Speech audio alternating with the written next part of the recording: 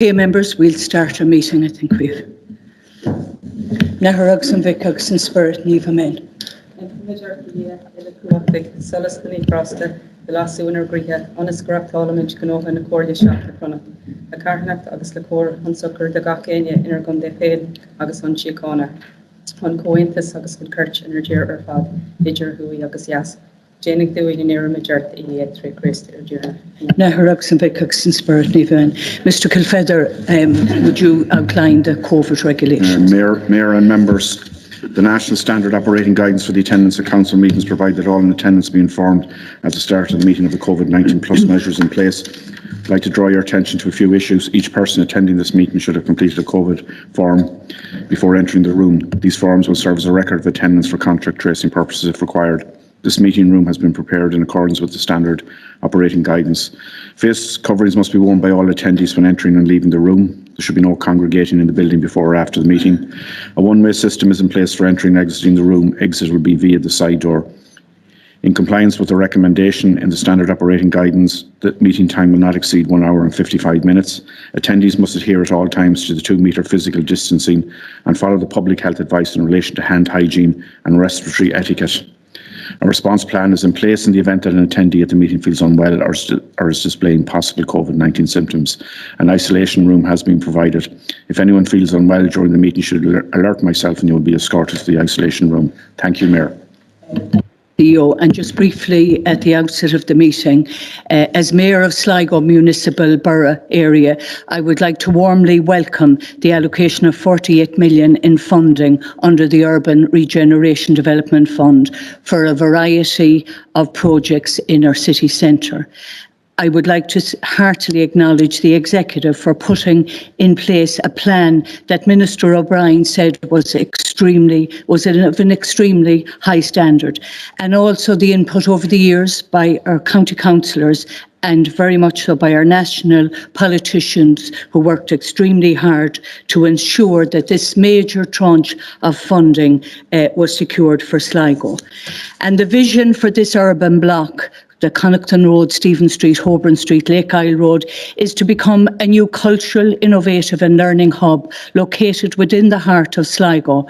For some of the following, we will have a new library, a new community, both academic and ordinary library facilities, a new museum, a refurbishment of the old museum, enterprise and office development, residential units, which is very important to bring back sustainable living to the inner city, and of course our high quality outdoor spaces.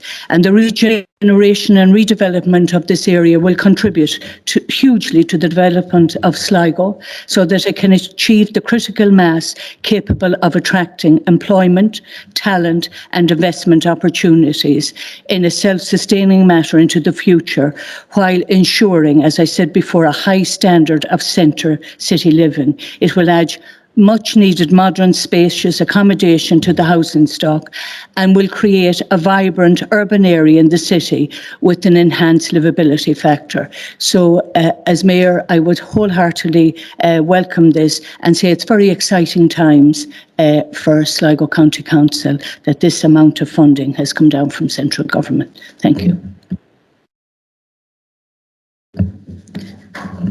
Thank you, Mayor. I think we'd all like to be associated with those remarks. It's an incredible amount of funding. I think one of the largest ever received throughout the country. It will make a remarkable difference to the internal environment of the city and the streetscape. I think the addition of the library and the museum will be fantastic, both for visitors and locals alike, and it will change our county and our town for the better for generations to come.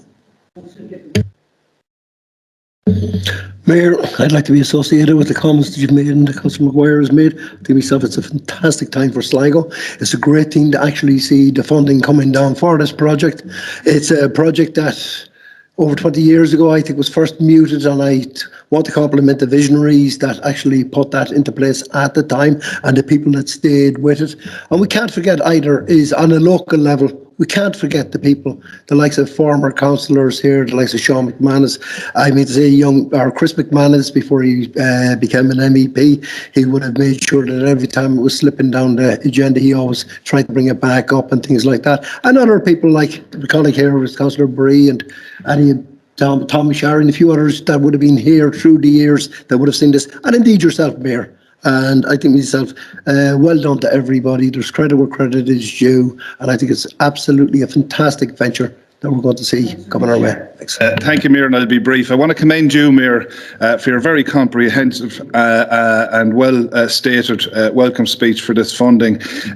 Certainly, I think it's been described as a game changer for Sligo, and certainly from through our own, I suppose, party connections, it has been described and as one of the best applications put forward. And I think the executive and those involved in Sligo County Council involved in the application deserve great, huge credit on behalf of the people of Sligo. And I think it speaks volumes for where Sligo County Council is at present, especially when we recall where we were in 2014. Look where we are now. So well done to the executive, well done to all the political people, including our own Deputy Mark McSherry, who I know was very much to the fore, applying pressure for the funding. So I think it is a great day for Sligo. And again, Mayor, I commend you on your comments. Thank you. Thank you, Chair. I'd like to be associated with your comments, as well as the other councillors, and a big congratulations to the executive. Sligo County Council normally gets flack every time people are ringing and complaining, but this is great to see for the town. It's absolutely commendable work from the executive, so I'd just like to send my respects for it. Thank you.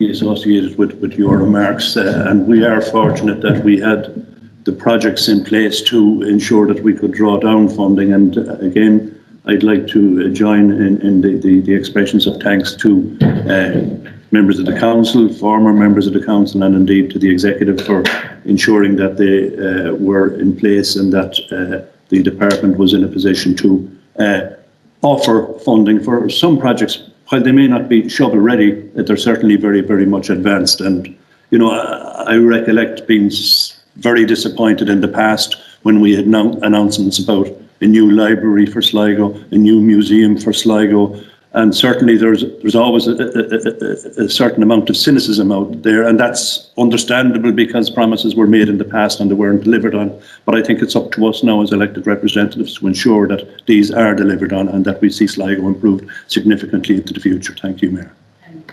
Now, item number 1 of the Borough District meeting. Councillor Boyd proposed, Councillor Gibbon second. Any matters arising? No matters arising. Item number 3, to appoint 2 members to the Greenforth Working Group. Mayor, yes, Councillor McSherry. Thank you. I would like to propose Councillor Bray and Councillor O'Boyle for the positions on this Fort Hill Conservation Plan Working Group.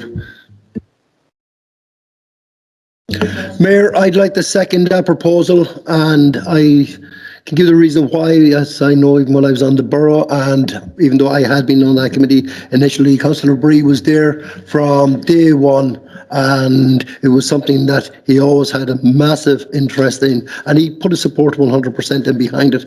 And the reason that I would support Councillor O'Boyle in relation to it is his dad was involved in it long before his late dad was, long before he became a councillor. Jamie always had a say in that, and I think it's only fitting, as a mark of respect to the memory of the man himself, that Councillor Boyle would fill that position. Thanks very much, Mayor. I thoroughly agree with the comments made. Okay. Now, item number 4, part 3 of the Gaming and Lotteries Act 1956, A, to consider submission received from public consultation, and B, to consider adoption of part 3 of the Gaming and Lotteries Act 1956 in respect of the whole Borough District of Sligo. And we've had documentation posted on the extranet for that. Mayor. Yes, Councillor. Mayor, the public consultation process in respect of the gaming and lotteries legislation has provided people in the community with the opportunity of making submissions to this Borough District meeting in advance of any decision being made. I believe we must thank everyone who made a submission, although some of them appear to come from the same source. Comments have also been made in the media expressing concern that if the motion before us is adopted, it would open Sligo to international gambling arcade operators who may be seeking to establish a presence, and that we will see slot machines appearing in a whole host of different locations in pubs, shopping centres, etc. The submissions received express concerns about filling empty properties with gambling halls, about the proposal to have gambling halls all over Sligo and having the area filled with slot machines. And, these are real and genuine concerns which I believe we have to take seriously. I don't think any councillor wishes to see gambling halls opening up all over Sligo or slot machines appearing in shopping centres, pubs and shops. What we are attempting to do is to allow the 2 existing gaming businesses which have been operating in the Sligo Strandhill electoral area over the past 15 years to continue to operate. Now, by all accounts, both establishments are operated responsibly, and in addition, they employ quite a number of local people. In fact, I have never received a complaint about either establishment. And it's noteworthy, Mayor, that there has not been any complaint about either of the 2 existing businesses in the submissions we have received from the public. So in this context, and so as to ensure that we will not leave the electoral area open to operators seeking to have additional gaming and slot machines appearing in a host of locations, I believe that any motion adopted by the Borough District would need to be much more specific. And having sought advice on the matter and having examined the legislation, it's my understanding that this Borough District can adopt Part 3 of the Act in respect of specified part of the Sligo Strandhill electoral area. And I expect that the Director of Services will be in a position to confirm this. So I'm therefore proposing that the Borough District indicates its intention to commence the process of adopting Part 3 of the Gaming and Lotteries Act 1956 in respect of Shore Road, Strandhill, and Ted Needle Road, Sligo. And I believe that such a decision will take on board the valid concerns we have heard while allowing the 2 existing businesses to continue functioning. So I'm bringing that motion forward. Here, look and second it. And obviously we cannot vote on it today because it's just been proposed. But I would ask that it be on the agenda for our next meeting, if that's agreed. I think we might need some clarity from the executive, but I agree with Councillor Bree and I agree with his comments. And I know myself, as do you, Mayor, I think Fianna Fáil had taken a party position on this, and that's all members, elected members of the party. And certainly I have been, like Councillor Bree and all councillors, inundated with comments from the public, genuine comments and genuine fears. And I've always said as public representatives, we must listen to and respect the will of the people. And while I think we will need clarity as to whether we can, I suppose, propose or adopt a piecemeal part of this legislation. My understanding is that we either adopt it or we don't. I'm against adopting it, and that's my position. And that will be my position, whether I have to vote today on that or whether I have to vote the next time on it. But I do appreciate what Councillor Bree has raised and his concerns, and maybe we need to look into that. But can we do it? Can we adopt a part of it? Because my understanding is if we do, we still open a floodgate. And that is what I'm concerned about. That with the best will in the world, if somebody makes an application to this council, and if we refuse that, they can appeal that application to An Bord Pleanála. They can still go into the district court, get their licence, apply to revenue for the gaming licence. And that is the floodgates opened. And that's my concerns. And I think that's also your concerns, Mayor. I've spoken to a lot of people in the last week, from tourism, from business, from addiction counsellors, to concerned parents, to concerned members of board of management from schools. We have 5 secondary schools in Sligo. And a lot of people have serious concerns about this issue. Thank you, Councillor McSherry. Councillor Gibbons. Mayor, I'd have to support the motion that's going from Councillor Bree. I feel myself there is, over the last 15 years, these 2 businesses have operated, the one on Ted Neelan Road and the other one on Shore Road in Strandhill. There is 13 people I know that's employed in that business. Some of those people I do know have mortgages, and their jobs will not exist if some sort of rescue isn't put in place. Councillor Bree has actually put the rescue in place. It is not something that he's looking for an answer or a vote on straight away. He wants it to come back at the next meeting. From his own advice is this can be done, and it can be done in a safe manner. And I feel myself that we should allow this to come back. And I think it's rich in fairness, and I don't want to take pot shots. We only came through a meeting here last week where a motion came down front of everybody, right? In front of the council, was in relation to 100 million that was being given to horse racing and greyhound and the revenue that was creating. And that came from government departments. And like, we can't really turn around and say, you know, like our party stance in relation to this is anti-gambling, but we give out 100 million to promote gambling. Like, there's no difference in any sort of gambling that is out there. I don't give a damn what anybody says. Personally, if I had my way, there'd be no gambling in this country whatsoever. The government wouldn't even be promoting it. I wouldn't even have a bookie shop in it. Gambling never appealed to me. I never seen any value whatsoever in it. But the one thing that I would say, this is something here that can create, that can actually save Sligo from turning into a gambling town. All it's doing is trying to guarantee that the two businesses that's there stay there and that we protect them jobs. So I would support Councillor Bree's motion. Thanks very much. I'm afraid, Mayor, I'm very unclear as to what we can and can't do here. You know, this is a headed item before us. I really appreciate what Councillor Bree is trying to do. I understand that there is a business in jeopardy here, and that's my understanding as to why this proposal was brought forward in the first place, and I think that's a valid argument. Unfortunately, given the nature of that business, it does potentially open floodgates. And as Councillor McSharry has said, I think we have all been inundated over the last number of weeks with emails, phone calls from genuinely concerned people who have very well-grounded fears. I, for one, I find it very difficult to support anything in relation to gambling through my work, and both personally, I'm familiar with the incredible damaging impact it can have on relationships and families. And so it would be a difficult matter for me to pass, but as it stands, I actually don't know what the proposal is before us and what we can and cannot do here today. So I wonder if the executive could clarify that.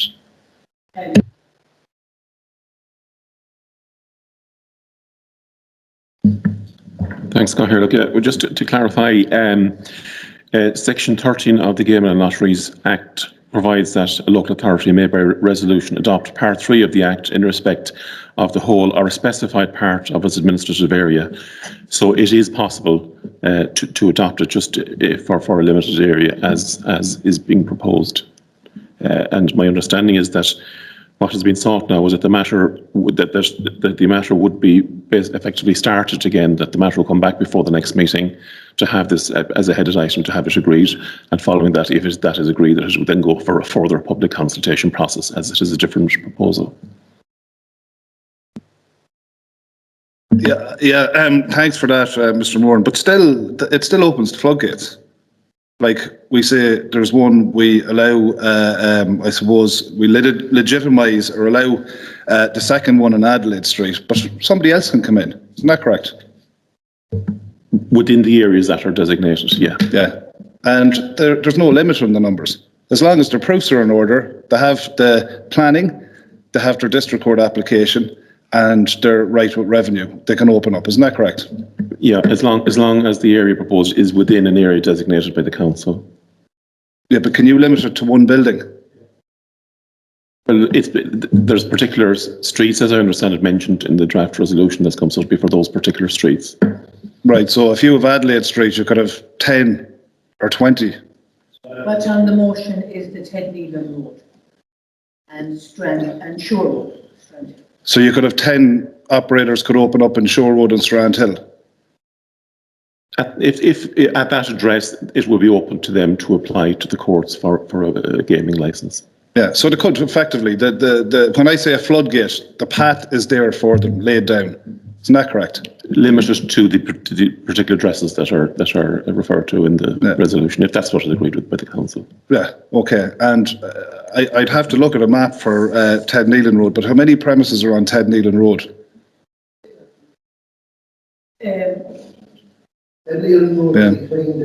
It's between and Dunn Stores, the entrance to Dunn Stores. That's it, road. I'm sorry, between the carriageway and the entrance to Dunn Stores. Well, maybe if that information could be supplied to the councillors, I have to say I'm still not happy. That's my position. I don't know what. Just so I'm right, if it's a case that the one in Sligo has to close, the one in Adelaide, does that have any repercussions for the one in Strand Hill? Yeah, do they have to close as well? No, so it's a case that one person ends up having a monopoly over everybody else with it. And when you look at the submissions, them submissions came from that same person. And we have to be honest with people when we're on about the submissions. How many of the submissions out of the 21 we received were official? You know? And personally, myself, I've never been in a gambling hall. It's funny to see that people seem to know more about you than you know yourself. I've been in Vegas and I've never even gambled over there, and that's the hub of gambling, you know. I just don't think we can be shutting one while leaving a monopoly open for the other. I'm not in favour of gambling myself, but it seems that when you have a monopoly over everything, you're the one that makes the decisions, and that seems to be what's going on. So I would be inclined to agree with Councillor Bree's motion. Put it back to the beginning of the process, give people the full information, allow the same consultation period again. People are free to come back with all of the information, and then we can reassess it. That's my view. Councillor Bree, do you like to come back in? Thank you, Mayor. No, I'm pleased that Mr. Moran has clarified matters, and members will have the opportunity of looking at the legislation, but we're not talking about opening the floodgates. We're not going to have 100 and 200 operators in Ted Nealon Road, and I assume the same in Strand Hill. The fact that none operators haven't tried to open in the last few years, I think, would indicate that most people who do a bit of gambling appear to do it online, unfortunately, and we have discussed that at a council meeting in the past. But my concern is that the two existing operators should be allowed to continue to operate. Now, certainly, if there is huge opposition to the two existing operators, I have no difficulty putting in a motion that we rescind any decision and that we close the two operators down. But we have to treat the two of them equally. So we're either going to leave the two of them open or close them, and the public will have a say in that. I don't think anyone can argue there. I think in summation, what was before us in item number 4 was to consider submissions received and to consider adoption of part 3. Now this morning, Councillor Bree brought this motion to my attention, and I'll read out the motion to you: that the Borough District indicates its intentions to commence the process of adopting Part 3 of the Gaming and Lotteries Act 1956 in respect of Shore Road, Strand Hill and Ted Nealon Road, Sligo. Now again, I would like to outline that councillors have just received this morning, and my situation on it, I feel that it should be put back to our meeting, our next meeting in 2 months' time of this Borough District, and people will have time again to reflect and advertise it and go back into the same process and view the submissions again that we get on it. And because of receiving this morning and the whole change, that we would relook at it in 2 months' time. Councillor McSherry. Sorry, Mayor, now, and thanks for letting me back in. If perhaps the executive could supply all councillors with maps of Shore Road and Ted Nealon, just to show how many premises are on both. Okay, so we can all make an informed decision. Again, I'm glad it'll go back at public consultation. Nobody wants to see anybody lose jobs, but I do have major concerns about this. And also to confirmation that if we do adopt part 3 in relation to 2 specific areas, that it is just those 2 specific areas. Thank you. But Yes, Councillor Councillor. McSharry, maybe the Director of Service could even get a bit of advice from our solicitors just to confirm what has been said, because we don't want. Well, I prefer if it was all straightened out and sorted out, Absolutely. and people were absolutely clear as to the legal position. From my knowledge now, and from having read the legislation, I think that is in order, Okay. and I hear the executive saying likewise. But just let's be 101% sure. So is everybody happy that we defer it? It's re-advertised, people get informed on the whole situation, and we deal with it in 2 months' time. Is that agreed? Yes.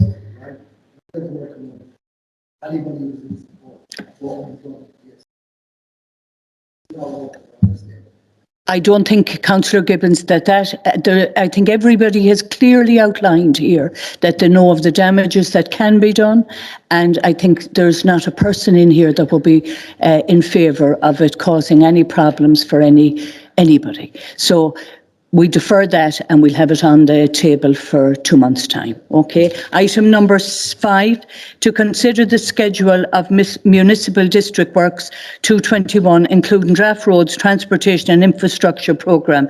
Now, given that we have 1 hour and 55 minutes, unless members want to raise specific questions on roadworks programmes or to comment, can we take the report as noted? But that's if councillors have comments to make or specific issues, we'd ask them to raise them, but be conscious of time. We know it. Thank you. Item number 6, to note the public consultation for the introduction of draft parking control bylaws 221 for Strandhill Village. Sorry, Chair. Sorry. You, go on. Thank you, Mayor. I wonder, do we comment directly on this, or is there a further report other than the one that we've received? I have just. Well, that's what I was just going to ask, Miss. Fine, I'll come in after. Yeah. Thank you. Well, I guess I just would like to, thank you, Mary, just like the members just to note that the draft parking bylaws are going on display tomorrow, 16th of March, for a period of 1 month, with submissions from the public invited and very much welcomed up to the 28th of April. And basically, 2020 was a very welcome, busy and successful summer season in Sligo, and we're expecting to welcome large numbers of visitors again this year, which is all very positive. And just in order to try to deal with some of the parking difficulties that were encountered last summer, the draft bylaws are proposed to are being put on public display, as was proposed by the SPC last week. Thank you, Mayor, and thank you, Ms Concannon. There's obviously been a lot of work put into this, and as you say, I note it comes from a situation where there have been difficulties, particularly along the seafront. There's a couple of suggestions that have been made to me, and I've received, and I know we all have received a lot of correspondence over the weekend, particularly from surf schools operating at the seafront. In relation to that point specifically, the surf schools provide a very valuable service both to the locals and to tourists alike, and they add vibrancy to the seafront. By their very nature, it's difficult for them to operate from a fixed point, and obviously at the seafront in Strandhill, there's virtually no option for them to operate from a premises. So that is one area that I know you'll be receiving a lot of submissions on, and that I would concur with. I feel that there is an option for us as a local authority to manage it in a controlled way, and I would suggest we could do that by a licence and curtail the premises or the business operating to one van, and put certain restrictions in place in relation to managing access and also the footpath, maintaining that so it's clear for pedestrians. Another suggestion which I thought was very valuable, which came from one parent, was particularly in the summer season, you'll see an awful lot of parents trying to drop off children with surfboards at the seafront. Lots of them are small and the surfboards are big and they're heavy, and it's actually not really possible for them to carry them from the main car park. I know generally we're trying to encourage people to park in the main car park and then walk down, and I think for anyone who is able-bodied, that's definitely the best route. But I wonder whether we could consider some sort of surf drop-off point to allow parents to drop off particularly younger children with surfboards, and also in that regard, it's been very successful in town, our click and collect spaces, which allow people to stop for a coffee or a bun and then get back in their car again. So if we could consider some of those, I think that would also be worthwhile. One last submission in relation to this, which came to me over the weekend, was these laws will prevent any overnight parking of camper vans, and I completely understand the rationale behind that. I suppose we're fortunate in Strandhill in that the caravan park is full over the summer, which means that overnighters can't actually avail of the facility there. And so I wonder whether I'm on the board, and I know other members of the council are on the board in the airport, but obviously the local authority are 50% stakeholder in the airport, whether perhaps we could make a representation to them that they might consider for the summer period to have overnight parking for camper vans, to allow people to come and visit for a night or two. And obviously it would provide some revenue as well for the camper vans. Yeah, those are my submissions. Thanks very much. I'd like to come in to support, certainly starting with the camper vans. And I was at the SBC2 meeting the other day, where the issue of the parking for camper vans at the airport was raised. And I think that would be an excellent idea. And it's my understanding that that avenue is going to be looked at. And that would be very, very welcome. And it would be a useful use of a space that is empty enough most times now due to our airport not functioning in the way it had in the past. We all received a huge amount of emails as regards the surf school not being able to operate from vans at the seafront, and I have to say they were very balanced, most of them. So I do think, and they put forward many good ideas, most of them, on how it could be addressed. So I think it's hugely important that we take in line what they're saying to us, the people that that surf, and that we move forward in cooperation with them, because it's a huge piece to add to our tourism, and it brings a lot of joy and happiness. And apart from all the rescues that those surf people get involved in at Strandhill, and we don't hear about it when the rescues are successful.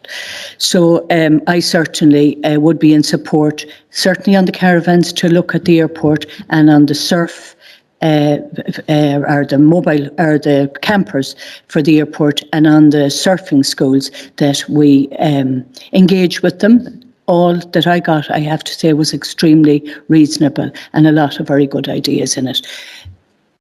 Councillor McSherry was next. Thank you, Mayor, and I'll be brief. Yeah, I think we want to be... Oh, sorry.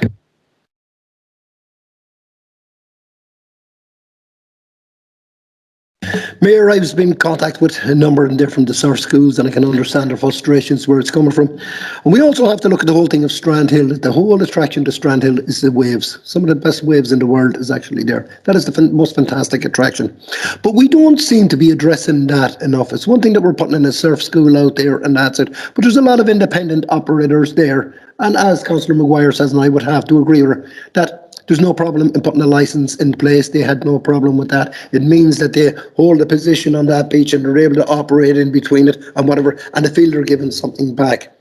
But one of them actually made a recommendation to me, and it is down around, you'll see it down around Kerry in different places, in their seafronts, is storage areas for them operating from. Now, there's nothing stopping, even in this day and age, of taking some of that car park that's at Strand Hill, section off part of it, put in the likes of truck container units.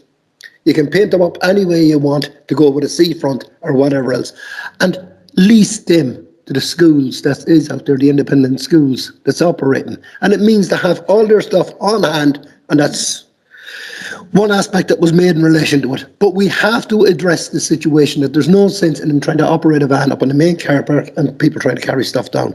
We need to address it directly what it is. They have to be beside the water. It has to be easy access for the children and themselves to get to the water. So that is one aspect of where I am coming from. And that's what has been one of the ends of it that was in relation to it, or that they kept me in relation to. The other end of it is the camper vans. Now, in fairness, I have to support that we need more parking facilities. Now, if it is a thing that the council can't provide them parking facilities, we should be looking for a PPP. The reality to it, that we get out there in a private-public partnership of putting it in place. Because a lot of them vans, they're going to need parking space, they're going to need electricity, they're going to need water, they're going to need toilet facilities, all of them things. We seen what happened at Strand Hill last summer with the Portaloos. Reality to it, in one day, they were full. Nobody expected the volumes of people. But you know that volume of people that was there, and I know it was because of the pandemic, we should be trying to promote that the whole time into Strand Hill. Because the type of activities that people is at, the likes of camping, surfing, it's all wholesome family stuff. But as well as that, we wouldn't want to lose ourselves either in relation to it.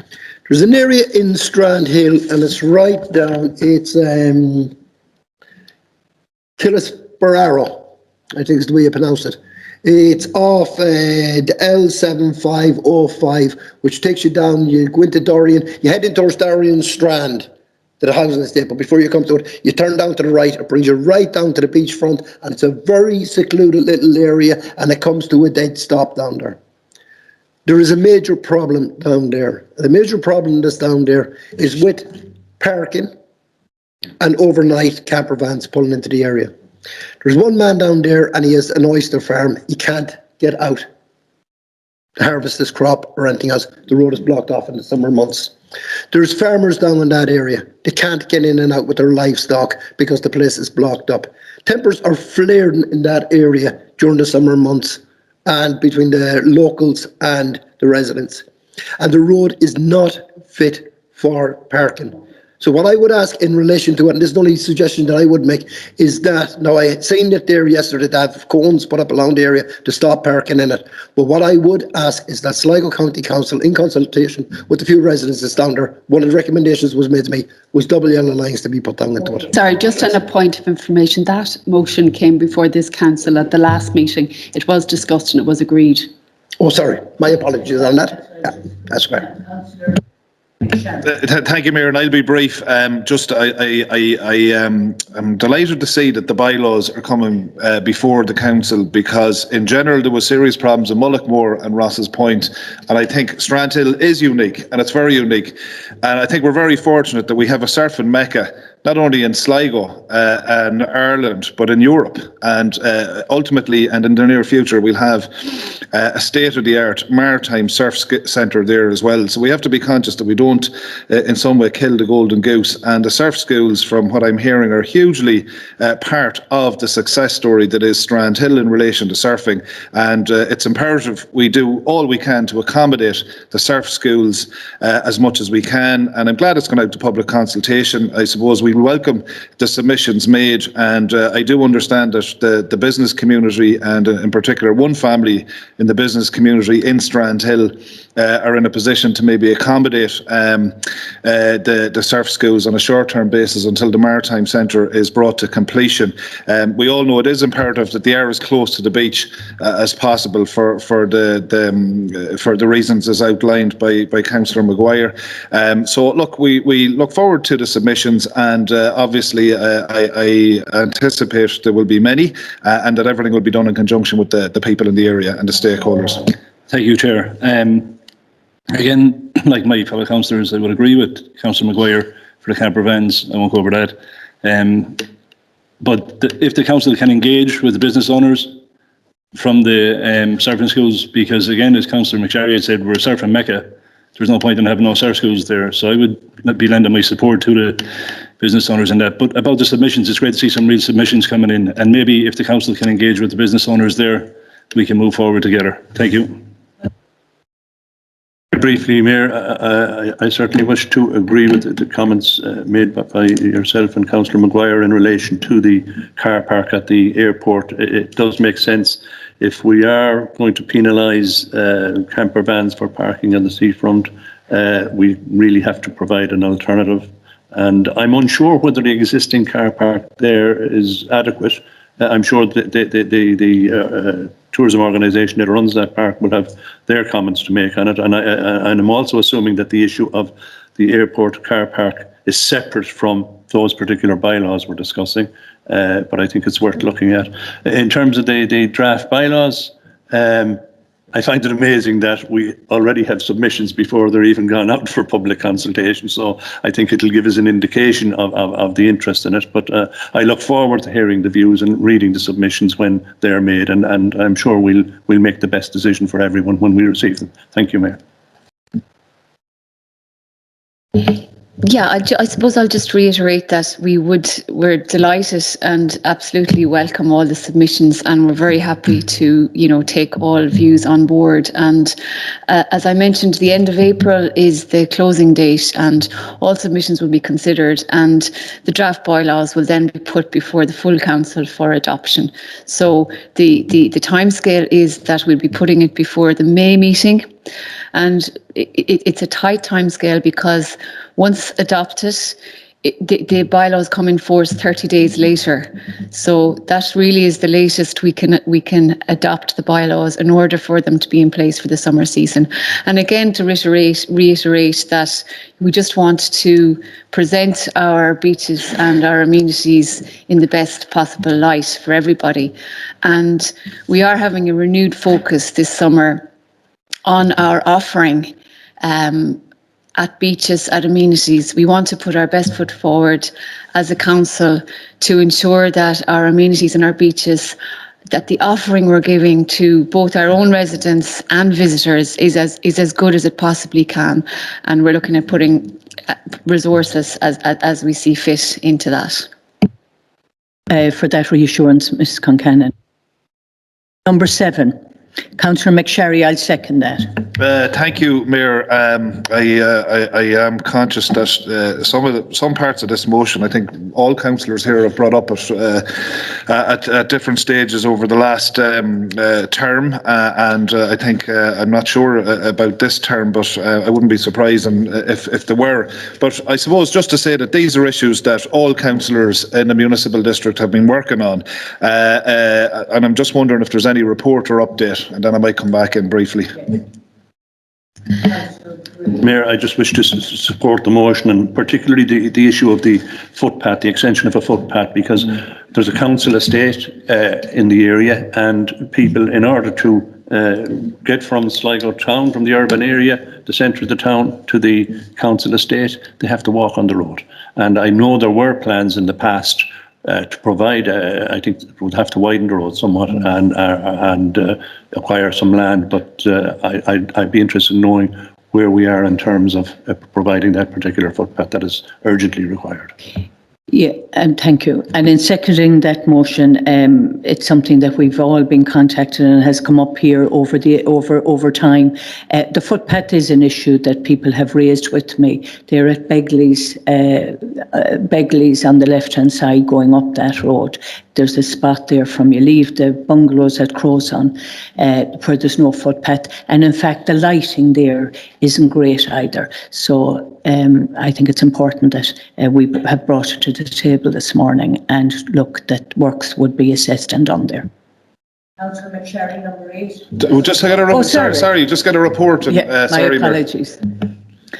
Okay, Mayor, Calter Road is not included in the current multi-annual roads programme, which is 18 to 21, but it will be considered for inclusion in the development of future road programmes. There are notable challenges that will have to be overcome, primarily the acquisition of lands along the existing road in order to realign and upgrade the roadway to appropriate standards. There are some minor footpath works planned in this vicinity during 2021, which will involve the installation of dropped curbs and tactile paving for vulnerable road users. These works will be carried out in Q2 to Q3 of 2021. But there's no current plans for the installation of traffic calming measures until such time that the roadway can be realigned and upgraded properly. And again, land acquisition is required in order to widen and realign this roadway to the appropriate standards. Sherry. Thank you, Mayor. I think we're all delighted to see that the footpath works will be done. Unfortunately, and it will be motion after motion after motion in relation to traffic calming measures in that area, because you have a number of estates, you have a number of families with young children, and there's going to be a very serious accident. So even I can understand the point in relation to the land acquisition, but I would ask you to come back and maybe revisit, especially around from Rushinard up, that if there's something can be done in relation to traffic calming. I don't think anybody, the speed ramps seem to be the last resort, but even the stereo strips or signage or something, I'd ask the council to consider that. Thank you. Thank you, Chair. I'll be quick. It's just to follow on as Councillor McSherry is saying, traffic calming measures has to be something that's to be looked at fairly urgently. Thank you.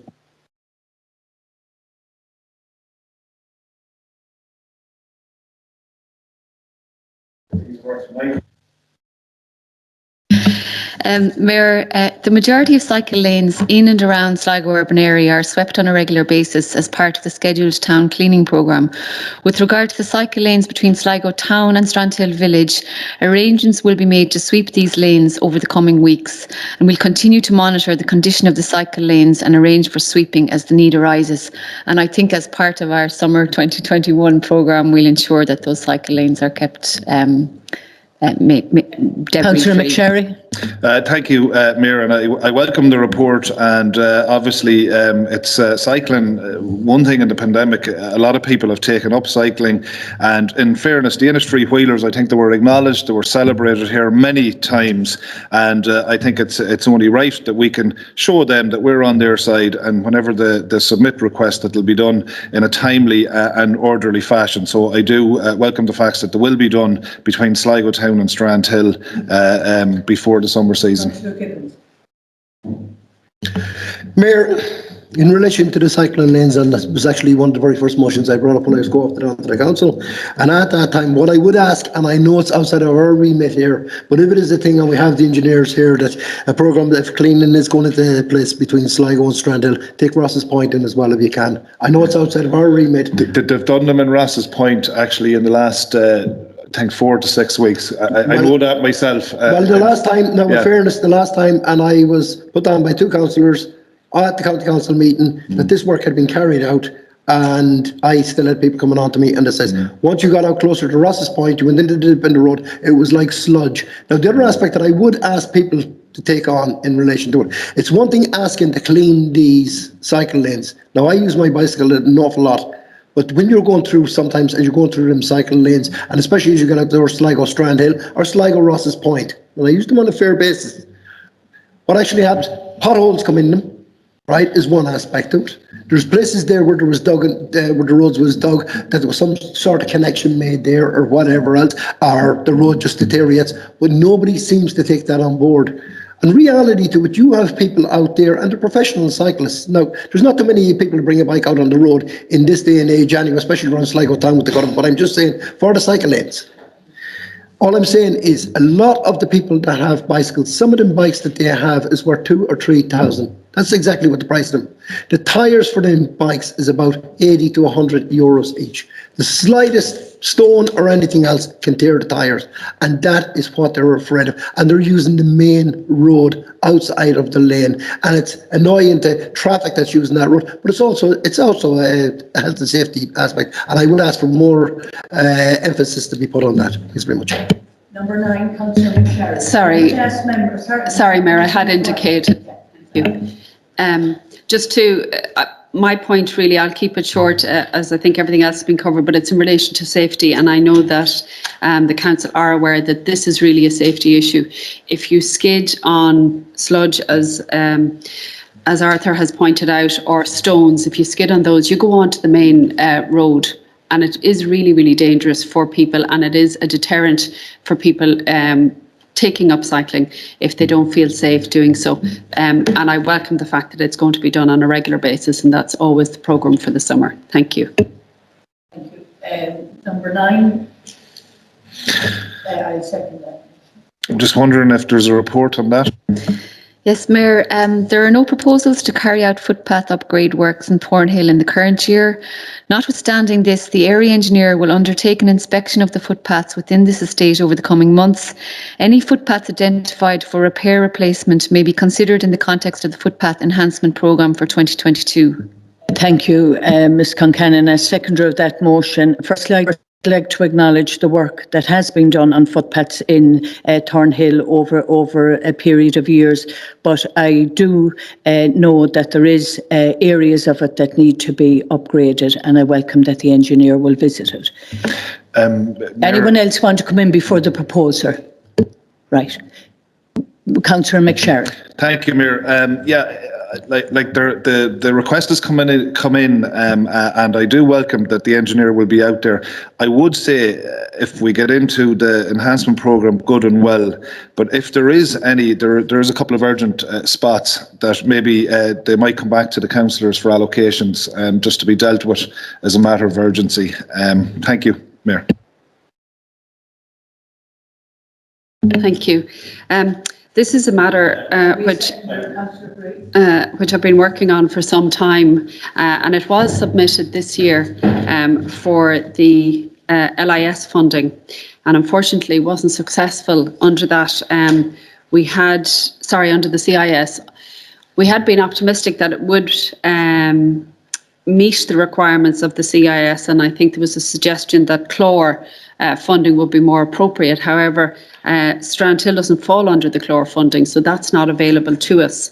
Hence, I'm putting it before the municipal and asking that it be considered under the active travel scheme. As you'll be aware, the cycle bus, the school cycle bus in Strandhill has been a major success and has continued throughout the last 2 years, with numerous children availing of it to come to school every day. And it has encouraged many others to either walk or cycle independently to school rather than take the car, which has reduced the traffic congestion along this road. It's a narrow road and one which doesn't facilitate the amount of traffic that happens on it at morning pick-up and drop-off time. And so I'm asking that it would be included under the active travel to facilitate, particularly for the younger students or those who might have mobility issues, just a drop-off area at the front. I've been working with the school management and they're happy to give a piece of ground and allow the wall to be set back to facilitate this. I'm wondering, is there a report? Thank you.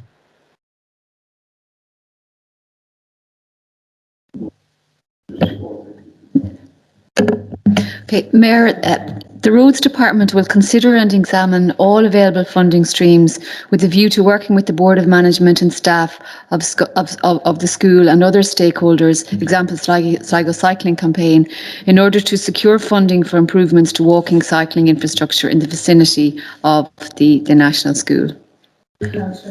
I welcome that and hope that it will. I know there was a huge increase this year in the active travel scheme and hope that perhaps funding will be afforded to it. Thank you. Councillor Maguire, number 11. Can I get a report, please? Yes, Mayor, Sligo County Council will write to An Garda Síochána in this matter.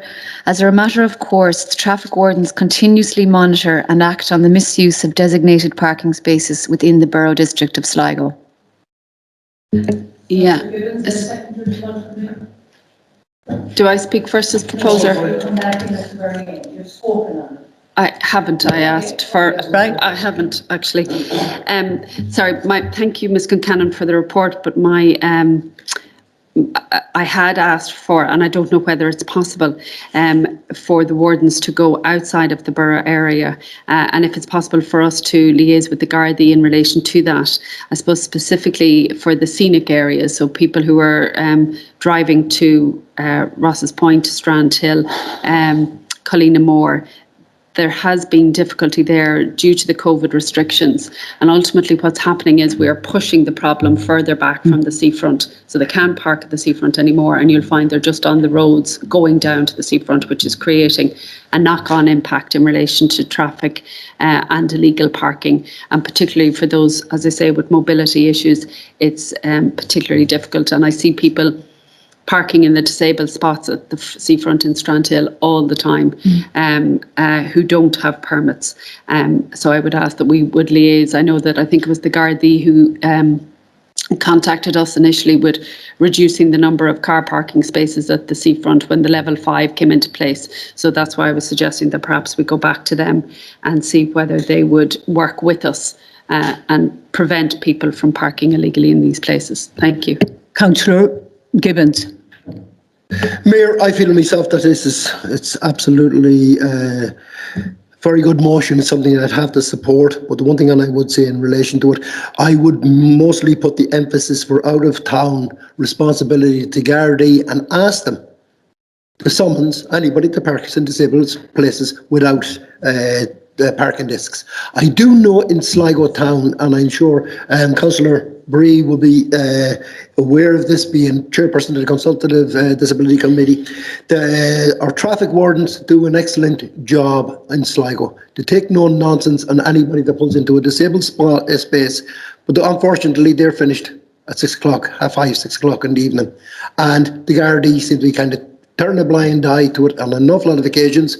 They probably feel that it's not their job anymore, but I think that it's something that we should make an appeal to the Gardaí for at the likes of after business hours when our warders aren't on the street, and for the likes of scenic spots like Strandhill, Ross's Point, and for all of those. The Gardaí need to step up to it, because I do know that the traffic wardens have absolutely no powers within these areas. So I would ask, and I'm glad I'm 100% in support of this motion, but I would ask that the emphasis be mostly on Gardaí, because there is in the parking bays, even in Sligo, there's a phone number to contact. I've used them on many an occasion, and I've asked people to do it. Traffic wardens are there. It could be the other side of the town. They're over and they deal with it. Our traffic wardens take no nonsense when it comes to anybody abusing those spaces. Councillor Boyle. Yeah, thank you, Chair. Just to support the motion from Councillor Maguire and Councillor Gibbons' remarks, it is a Gardaí issue, but I would be calling for heavier fines. You know, there is a lot of people still using their disability parking spaces who has no parking permit, so I call for heavier fines also. Councillor Bree. Mayor, I also wish to support the motion. It has to be said that the council's traffic wardens show no mercy for motorists who park in disabled spaces, and I think we'd all have to pay tribute to them for the way they implement the bylaws. However, I feel that adopting this motion is positive in that if it is sent on to the Garda superintendent, I have no doubt but that instructions will go out to the Garda patrols, particularly in areas like Strandhill and Ross's Point, because I have had complaints that people tend to park. Some of them maybe unwittingly. I do know the disabled parking slots in Ross's Point.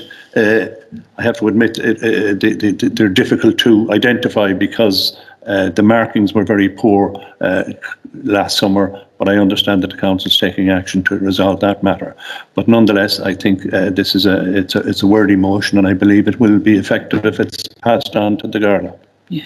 And I just like to say that I fully support the motion. It's very annoying to see people coming and using spaces that are assigned for the disabled. So I think it's a very important motion, and I give it my 100% support. Councillor Maguire, do you want to come in again now? And my apologies for the last. No, not at all, Mayor. Just want to thank all my colleagues for their support. And I think the message is going out loud and clear that we do want the Gardaí to get involved and to exercise their powers and to stop people who are abusing, particularly the disabled parking spaces. Thank you. Now, number 12 is my own motion. Second that. that a plan be put in place for the upgrading of the road surface at Rose Hill Estate. Have we a report? Mayor, Rose Hill is not included in the programme of roads improvement works for 2021. We are currently in the final year of the 3-year works programme, and as such, later this year, the Roads Department will commence the process of preparing a new 3-year programme. The area engineer will undertake an inspection of the roads within this estate over the coming months. Any sections of roadway identified for repair or replacement may be considered in the context of this new 3-year programme. In the shorter term, Rose Hill will remain on our maintenance programme for potholes, etc. Thank you, and I sincerely hope that Rose Hill will be in the 3-year programme.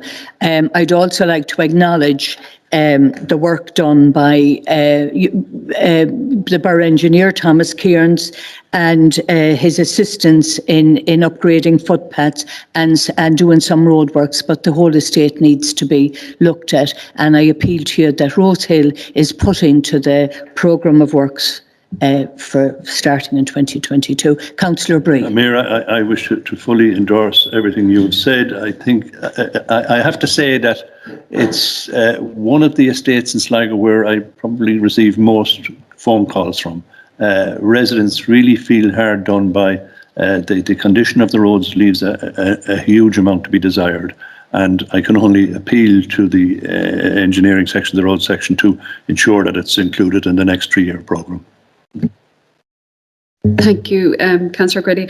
I would like to join with those remarks, and also just to comment in relation to the footpaths, that they've also severely degraded. I guess it's just an indication of the age of the estate, but that if the footpath could also be considered in that programme for 2022. Thank you.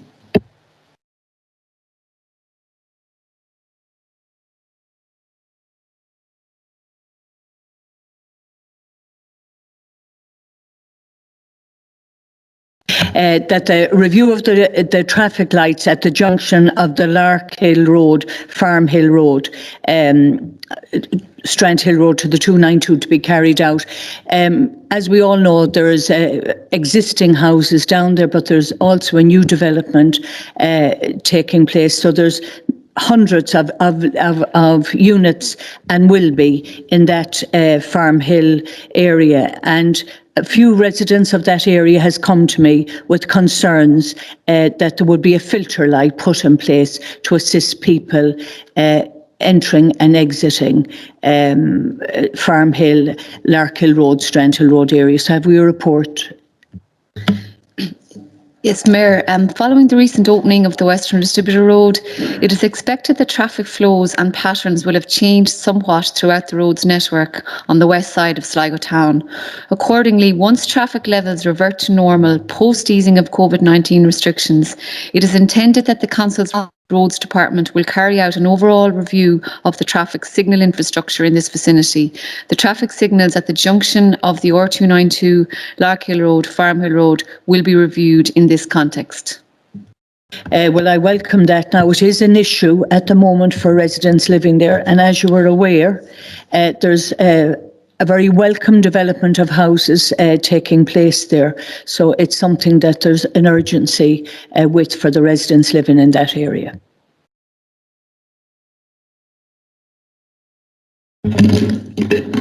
My own motion again, that adequate lighting be put in place from the Mahraboy roundabout to the entrance to Oakfield Park. Now, on the new road, if you leave the Mahraboy roundabout and come towards the Ballyduggan roundabout, from you leave the Mahraboy roundabout, or Oakfield rather, Park, from you leave the Mahraboy roundabout, on your left there's Mullins Land and Maguire's on the other side of the road. There is no footpath, and lighting is also very inadequate until you come to the entrance to Oakfield Park. So it's an issue that's a concern, because this area, since the opening of the road, there has been a huge amount of people using it for exercise and using that loop, and the need for footpath there was never more important than it's now. Thank you. Chair, I seconded it. Thank you. Yeah, sorry. I seconded it, Chair. I have received some similar complaints as you have, so I'd be fully supportive of the motion. Thank you, Mayor. And just to concur with that, it wasn't what I had anticipated, at least when we got that new development, that it would be so used by pedestrians and cyclists, and it's wonderful to see it. But as Councillor Grady has outlined, people are, I suppose, using a route, and that road at that point is particularly narrow, and it is dangerous. So if that could be considered, it would be great. Thank you. Mayor, the Council's road design section are advancing an overall design for the realignment of the roadway between the Maharaboy roundabout and the roundabout at the junction of Ballydugan Road and Larkhill Road. The design will be used to guide future development along this roadway. Concurrently, the Council have prepared an interim plan to extend the new footpath east of Maharaboy roundabout and constructed as part of the Western Stibby Road scheme with the existing footpath at the entrance to Oakfield Crescent, together with the installation of 3 additional public lighting columns. Land acquisition and funding is required in order to achieve the desired outcome here. Thank you for that, and I welcome the positive response that the problem will be addressed, some immediate and some long term. Thank you. Thank you, Mayor. Is there a report, please? Mayor, in December 2020, the National Transport Authority invited local authorities to identify a range of projects for funding consideration under the Active Travel Programme for 2021. The NTA specifically outlined a number of categories of projects which they consider would be looked upon favourably. One such category of project being the development of a focused transport study for larger towns to help identify networks and projects for implementation throughout the overall duration of the Active Travel Programme in the coming years. To this end, Sligo County Council have sought funding for the preparation of a local transport plan for Sligo City and environs, together with the preparation of a cycle and cycleway strategy for Sligo City and County. Subject to National Transport Authority funding approval, these studies will inform the Council with regard to the identification of suitable areas for implementation of the 30 km/h slow zone restrictions. Thank you. Thank you. And thanks very much for the report. Ms. Kincannon, although I'm not entirely clear, are we submitting or do we hope to submit? We have submitted an application and we're hopeful of it being funded. Okay. That's great. Yeah, this is something I suppose that has come up, I think, before the council before. It's been very successful in the UK. They use a 20 is plenty slogan to try and curtail speeding, particularly in built up areas. It's a huge benefit to pedestrians and cyclists who are particularly vulnerable should they have an accident, particularly with the vehicle. And it creates for a much more friendly and more pleasant environment within a built-up area. So I really welcome the fact that we've already submitted and that we're hopeful of getting funding and that we will see that implemented in suitable areas in Sligo Town. Thank you. I did indeed. Look, as an avid cyclist, and I says it often enough in relation, enough can be done for the safety of cyclists. But in fairness, and I have to say this, 30 mile an hour, 20 mile an hour, doesn't matter if it's 15 mile an hour, we all have to be, anybody driving a car has to be very careful, especially where cyclists or pedestrians are concerned. But another part that I would love to see going out, right, in relation to this, there is an onus too on cyclists. There's a lot of cyclists goes out there and they go out in dark colours. They don't even use lights at night on their bicycles or anything else. And I feel that end of it is lacking. And everything really comes down on the likes of the road users, the car users and whatever. But an awful lot of cyclists out there that want to learn the rules of the road to keep themselves protected. But I do support this motion. Most people go out there and they use the road with respect, most cyclists. And I do agree with the 30 mile an hour zone, or even 20 if need be, but I 100%. But the other message that I would like to get out on the back of this, there's an onus too on the cyclists. They have to be seen. They can't go out at night with no lights on their bicycles. And cycling up one-way streets and everything else is ridiculous. And it's happening. And everybody seems to be turning a blind eye. And nobody seems to be taking responsibility, including on Garda Síochána. Because in my day, always in my day, if you went out with a light on your bicycle, it was breaking the law. It was actually a court fine. That's where it should be. But I just said I'd add that into it. Councillor Bree, motion 16. Mayor, the recommendation in the report of the Arts and Culture Recovery Task Force specifically proposed that local authorities provide artistic spaces to improve well-being and that can provide year-round use. And in preparation for the easing of COVID-19 restrictions, councils have now been invited to propose capital projects for outdoor spaces which are flexible, innovative and facilitate year-round use. Now, I understand that projects should ideally respond to the challenges associated with COVID-19 and support the recovery of the creative, cultural, entertainment and events sector, as well as being future-proofed from a health and safety perspective. I gather that projects should also aim to deliver speedy results with added benefits for tourism and the hospitality sector. They must also demonstrate how they'll support the nighttime economy. The councils are being offered a capital grant of up to €250,000, which will cover up to 90% of the cost of a project. And in light of this specific grant aid being made available and taking into consideration the numbers of people involved in the arts and cultural arena in Sligo who have been hit hard by COVID, I would be hopeful that the council would identify a project or projects and make a submission for funding sooner rather than later, and I'm therefore seeking a report on projects which may be submitted for funding. Thank you, Mayor.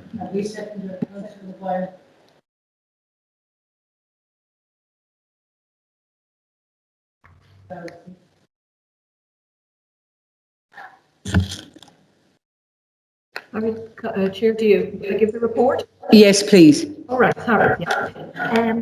Yes, Sligo County Council, we're currently investigating potential locations for the outdoor public space scheme, the 2021 fund. This was advertised some 2 weeks back from the Department of Arts. So, and under this pilot scheme, local authorities can apply for funding for outdoor spaces which are flexible, innovative and facilitate year-round use. And each local authority, as Councillor Breeze outlined, can apply for up to 250,000 for a single project under the scheme.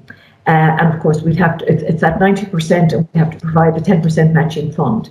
So each space that must be made available has to be for the use of arts and cultural activities and made available to arts and cultural organisations. Projects should, where possible, consolidate and position a strong culture and tourism offering, and local authorities are asked to work with their regional representatives in Fáilte Ireland to ensure their input and align the proposals with their best practice guidelines that Fáilte Ireland have developed.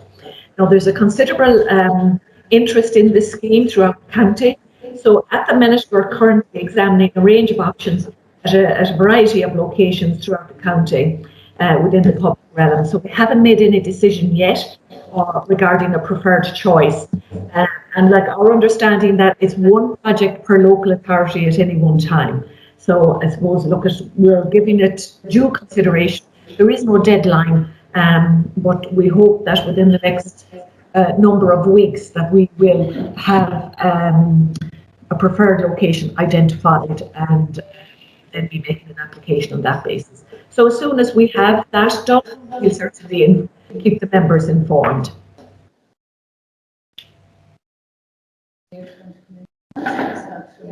Thank you. I'd like to support this this motion and take the opportunity to commend those who've been involved with the sub-steering group who established the outdoor performance space that hangs over the river at Stephen Street. Unfortunately, because of where we're at, that hasn't been able to be used yet, but I think it will be a really lovely space for people both to perform and just to spend time. That was provided through the peace funding. I was on the subcommittee with the group of people, and it was a huge amount of time that went into development of it. So I just wanted to acknowledge that in this motion. And also to ask, in relation to outdoor and arts, that we still haven't received a report in relation to where the outdoor sculpture places have been identified. This came before this council I think 2, maybe 3 years ago, and a subcommittee was to be established to identify suitable locations for public art. And I think I mentioned it at the last month's meeting, and it's still, I haven't seen it yet. But just to concur that, particularly given where we are in relation to COVID and outdoor facilities, that this would be a great asset and give so many of our cultural ambassadors an opportunity to perform. Thank you. Madam Mayor, I just wish to thank Director of Service Dorothy Clark for her report. I acknowledge that it's only a number of weeks since it was advertised, but I'm very pleased to hear that action is being taken, and I'm sure we'll be updated in due course, possibly at our next meeting, as to what project has been chosen. Thank you, Mayor.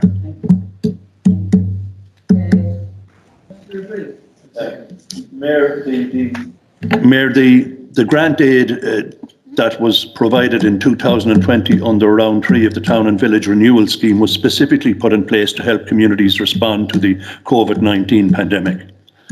Now, I'm assuming that a similar scheme will be put in place in the current year, and that's the reason I have submitted this motion, so as the Council can prepare and submit a specific application for funding to restore the concrete path and steps at Gibraltar.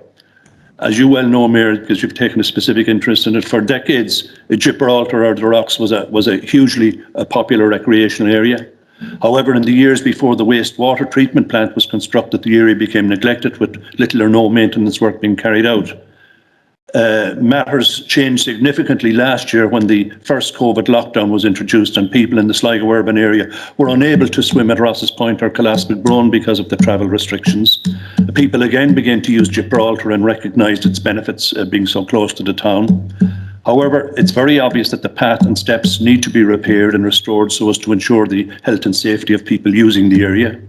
Such works wouldn't be too costly and would allow swimmers to enter and exit the water safely and would make it easier for people to access the seafront. By carrying out such refurbishment works at Gibraltar, we would certainly be helping the community to respond to COVID-19, and I therefore believe we should seek the necessary grant aid to fund the project, and I move the motion formally. Just a second, Councillor Bree's motion. He got everything across eloquently, so thank you. Yes, I'd like to support the motion. I think myself it's a very valuable motion, and it's something I know myself that's been brought by a number of councillors over the years in relation to that whole area. And yeah, I support the motion. Thanks very much. I too would like to support the motion. I know it's come before us on numerous occasions, and to hear the stories of people who swam there and how fondly they recall it, I think it would be lovely if we could restore it to what it once was. Thank you. And I fully support the motion. I think it's very timely during this COVID restriction time where people are limited on how far they can travel, and to see the amount of people that's using Gibraltar or the Rocks, as I would call it, is heartening. And I do think it's time that we got a plan in place, and to start with the path and the steps that will be upgraded purely for the safety of people using it. So I wholeheartedly support this motion as someone who spent my childhood at the Rocks. Has any reaction from the executive? Yeah, Chair, yes, I have a report, if that's okay. Yes. Just maybe to inform members that no announcement has been made to date regarding a COVID-19 accelerated measure scheme under the Town and Village Programme 2021. However, we're hopeful that hopefully one will be. And if an announcement is made, of course we will investigate potential projects for funding, and we will include Gibraltar in that. Now, we would need to work with the community group. I suppose probably we need a community group involved. The Town and Village scheme, we have to always work with the community, but I'm sure that there probably would be a local community group forthcoming if that was the case. Now, I just want to maybe, this was brought to my attention that in previous discussions on Gibraltar, issues that were highlighted because I suppose it's of its location, its title, it's in the middle of an SAC, so there may be issues around the Habitats Directive, planning, consent and all of that. And they would need to be clarified and resolved in advance of any application being put forward. However, if there is an announcement, we certainly will have a look at the Gibraltar area to see what might be possible in that regard. The only thing with the COVID-19 acceleration measure scheme is it has to be spent fairly quickly. So if there were issues, we'll say, of a planning-related nature, would have to be undertaken to be able to take a part. I'm just highlighting that just in case. Thank you, Ms. Clark. Will include Gibraltar, yeah. Thank you, Ms. Clark. Councillor Bree. Mayor, I welcome the response from Ms. Clark, and certainly if there is a need for a community group, I think there'll be many community groups, but it has been brought to my attention that quite a number of new residents in the area from the Aylesbury Park estates are using it for canoeing and swimming and so on, so I would have no doubt but that they would certainly wish to be associated and assist in any way. But I welcome that, and I suppose now we have to wait and see if the department is going to invite projects for funding. Thank you, Mayor. Number 18. Councillor Mayor, Boyle. the number of people walking the Riverside and Dooley Park area has increased significantly since the COVID-19 lockdown was first introduced. The public certainly appreciate the many improvements brought about in the area by Ms. Lucy Brennan and the Parks Department. And in this context, some weeks back, I was asked if the council could introduce any measures to hide or camouflage what can only be described as the ugly concrete wall facing the river at Riverside, Garavogue Villas. That's the wall between Henry's Blue Lagoon and the road into Garavogue Villas. I understand that there are a number of wall climbing plants which may be suitable to hide the concrete wall. However, I believe it would be best for the Parks Department to investigate the possibility of growing such plants at the location. I formally move the motion. Just to support the motion. Yes, Mayor, the Parks and Roads Department personnel will carry out an assessment of the retaining wall in question in order to determine its suitability for climbing plants. It should be noted that roots from climbing plants could penetrate cracks or joints in the retaining wall, thereby potentially causing structural damage. Furthermore, a dense covering of climbing plants may potentially hide defects in the fabric of this retaining wall, blocking drainage outlets and hinder maintenance work. It may be determined that an intervention such as the provision of a living wall along a portion of the 70-metre long retaining wall, and possibly in combination with a green biodiversity themed mural, might be a more appropriate solution, subject to the appropriate approvals from the Planning Authority and in consultation with the community. Thank you.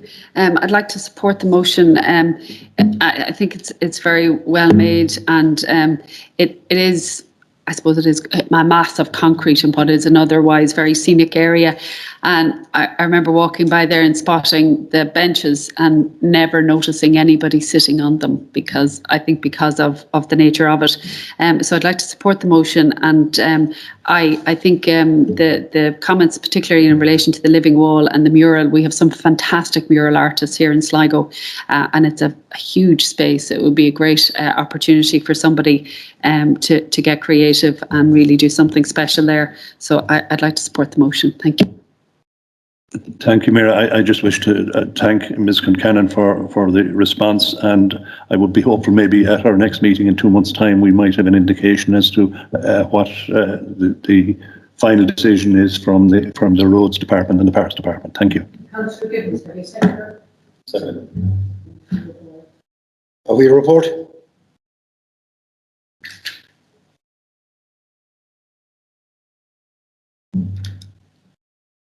Sorry, Chair, this is number 19, is it?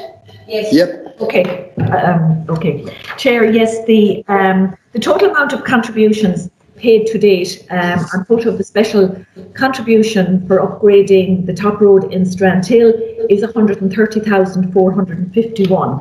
So this special contribution, it was to facilitate the upgrading of the R292 by improving alignment, footpath provision, public lighting, etc. Now, however, the amount collected is probably likely only a fraction of the total cost that would be required to undertake a full upgrade of this road. We do believe, however, that the road design department is currently undertaking a revised topographical survey along the R292 from the rugby club to the junction of the R292 L35053, and detailed design will progress during Q2 subject to resources. It is anticipated that a parting process will also be required. Thank you, Ms. Clark. Councillor Boyle, do you want to come in? Councillor Gibbons. Mayor, In relation to this issue, now I brought up this issue when I first was co-opted onto the county council, and it was something that my party colleague worked on very tirelessly before, and was councillor while he's Chris McMahon is MEP now, but while he was a councillor and he worked on it, and in all that time, he was pushing along for this development funds and to see where we got with it. Now, when I brought it up, we still were looking at €130,451. That's what we were looking at back then. That was 6 months ago. Under the advice of the senior executive, I put it off for the 6 months to see would that funding get any better, or what was the stage now. I know we're in the middle of this pandemic, and I know that the building industry, well, I won't say it's been hit, because reality to it, I know a number of councillors here has had people coming in with different plans of housing developments and whatever else, so like it's not actually on a standstill. But people in the area are getting frustrated and very, very annoyed in relation to it. They feel themselves that their feet is being dragged in this. The traffic is still speeding on that road. The road is deteriorating in a bad way. There was works done out there only, I think it was about 2 weeks ago, and the patchwork that was done there, it's only a matter of time before all of that comes apart. Now, what I had said at that meeting of the last time, that if we give it the 6 months, and if it was a thing that funding hadn't increased or had increased, that we would look at starting that project after that 6 months was up. So what I am asking here and now, and I'm looking for the support of it, I have a motion here in relation to it, and if it's inappropriate, I can put it off until the ordinary monthly meeting, but we'll see what happens anyway.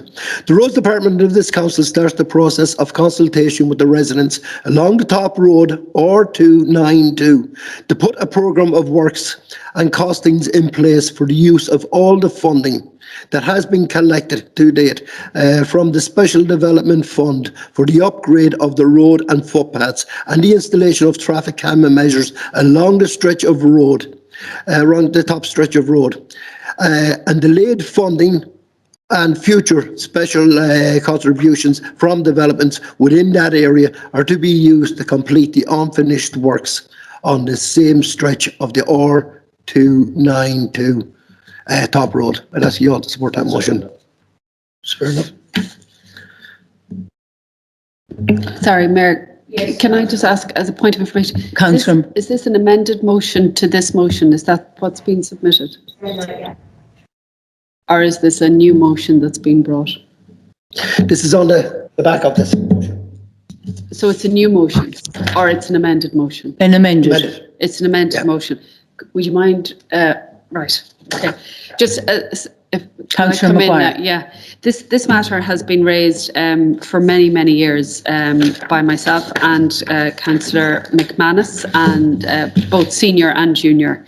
And as I understand it, and the report that we've received to date, and the report that we have indeed received over the last number of years from the council, and which I accept on good standing, is that there are a number of developments which are still due to occur on that top road, and until such time as they are completed, that no major works programme will be considered on this road. The other thing that I heard from Ms Clark was that there's 130,000 gathered from the developments that have taken place to date. But we all know that 130k wouldn't fill a hole in your tooth when it comes to doing any major works on that top road. It won't do 10 metres of a footpath, never mind traffic calming and realignment. So to be frank, I can't support that motion, because as I understand it, that motion is asking us to use that money to do something that it's just not going to be able to do. On a point of correction, that motion asks for the consultation with the people in that area. That's it. Thank you.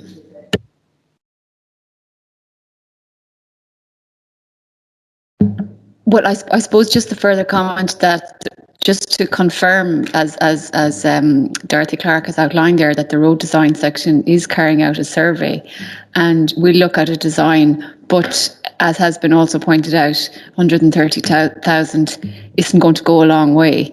So we will await further funding from development contributions and otherwise.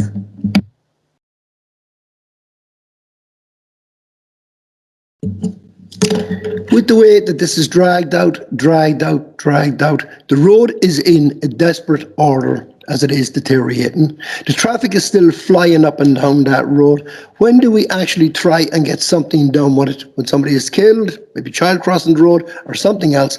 There's reality to it. There's traffic calming measures needed on that road. There's an upgrade of the surfacing on that road, and there is an upgrade in the footpath. If we let this drag every time, and with the cost of living, everything going up in price, even to the work that's been done, and we're drawing that contribution down every time a development goes in, it's only being put off further and further. I'd rather see that 130 getting some use and maybe going a long way to saving somebody's life or protecting the residents in the area than it just hanging out there. Thanks.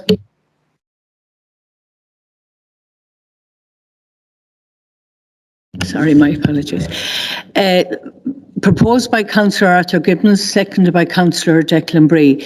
The Roads Department of this council start the process and consultation with all residents along the top road, R292, to put a programme of work and costings in place for the use of all the funding that has been collected to date from the Special Development Fund for the upgrade of the road and footpaths and the installation of traffic. I read Councillor McSherry is back, and I think it's important that we have an amendment to Councillor Gibbons's motion, which is number 19, or number 20. Now, and this is the amendment, Councillor McSherry. The Roads Department of this council start the process and consultation with all the residents along the top road, R292, to put a programme of work and costings in place for the use of all funding that has been collected to date from the Special Development Fund for the upgrade of the road and footpaths and the installation of traffic calming measures along that stretch of the top road. Any delay or further special contributions from developments within that area to be used to complete any unfinished works on the same stretch of the R292 Top Road, Strandhill. Mr. Gilfeather. Mayor, most of that motion, until we get to the last sentence, is probably fine. We're actually doing that. We're carrying out a topographical survey with a view to completing a detailed design. And that detailed design will identify a project that will cost a multiple of €130,000. So the €130,000 that's there, we certainly can use it, and we will use it. But first of all, we need a properly designed scheme. We cannot carry out works that would not be in accordance with a properly designed scheme. We cannot carry out piecemeal works that wouldn't be backed up by a properly designed scheme. The reality is, as Ms Concannon said, the scheme will cost multiples of €130,000. That is an issue for us, but we have to follow the proper order here, Mayor, which is to have the right scheme designed, and then we can make decisions. And if the members want to prioritise funding that's within the roads programme over next year or the year after to supplement the contributions that are there, we can do it that way, or else we can look at other options that might become available for funding. But we have to get a right design scheme for the entire piece of the road that's required. We can't be doing bits here and bits there. Thank you, Mayor. And are you saying, Mr. Gilfeather, that in the meantime, any safety issues or anything that needs to be addressed is addressed on an ongoing basis? Mayor, any safety issues that can be addressed on an ongoing basis on any road will be addressed. Yeah. Thank you. Yeah. Anybody else like to comment on the motion? No. Right, I'll put it to the floor. Councillor McSherry. Sorry now, but based on what the executive said, is Councillor Gibbons in a position to still go ahead with a vote, or do you want to try and reach a compromise or maybe move? What I'm asking in relation to it, that money that is there, and we all know it's not a fantastic amount of money, but there is no time scale on that work being carried out on that road. And reality to it, people are getting sick in the area to know that that money is come down from development funds that's there to carry out works on the road. There's people genuinely concerned about the road. Now, even when I brought this up at the council, I asked for works to be carried out, some repairs works to be carried out on that road in relation. That was supposed to be in place. That hasn't happened either. There was none of the potholes even filled in, and that's the reality to it. But the one thing, and I'm asking, can this money be used for this, or have we to wait until the roads department carry out their own plan in relation to it? Well, I think Mr. Kilfeather has clearly outlined that, and you'd like... Yes, Mayor, you'll have to wait. We're not going to carry out any works that are not in accordance with a properly designed scheme. That kind of seems smart in terms of public funding. Just how long would it take to get, or just, is that a stupid question, or? Timescale, it'll probably take us this year to design a scheme, to be quite honest, if we prioritise it, Councillor McSharry, and that will tell us how much funding we require, and then we have the challenge of identifying where we source that funding from. Yeah. But that's the right way to go about it. The reality is all the issues such as COVID, they've all knocked things back.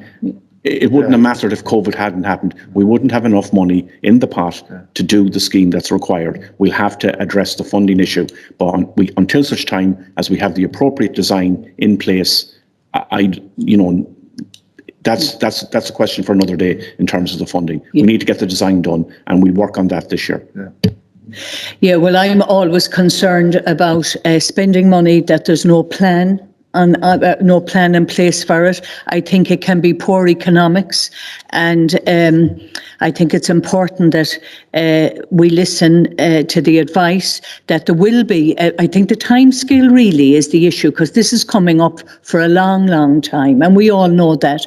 But the time scale really, if people could get some indication, and you have indicated that the plan will be probably drawn up before the end of the year, and so that would give it some hope to people. And there are concerns out there. We all acknowledge that, but a huge concern about using money that there isn't an ongoing plan in place for. That would concern me. I think you're right, Mayor. And a vote can be divisive and send out the wrong message. So, maybe if... I had indicated to come back in there. I completely concur with where this motion is coming from, and you're absolutely spot on, Arthur. People are really frustrated. You have numerous young families living just off that road. People unfortunately tend to come into the village at too high a speed. I did put councillor proposal funding last year for the speed sign, and I think that has helped, but people get used to that at the same time.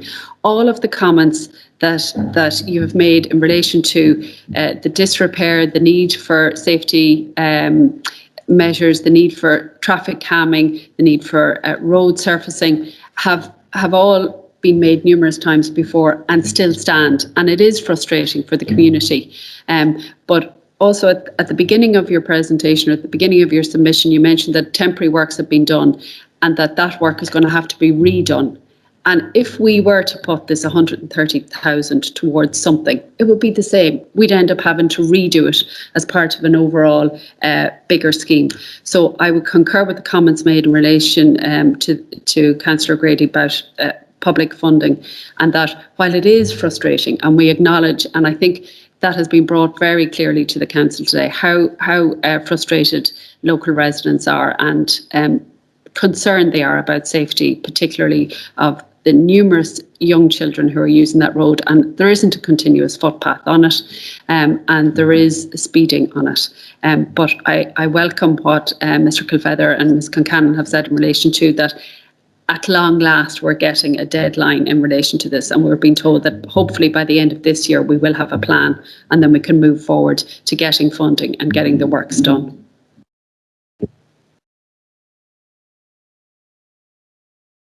It's dragged out.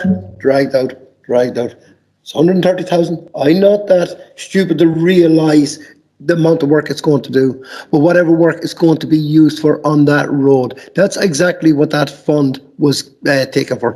And if it is, or that's why that fund was put into place, was to carry out works on that road. And if we are to wait another 10 years or 20 years or whatever, nothing is going to be done on it. And I'm sorry, I'll stand over the motion.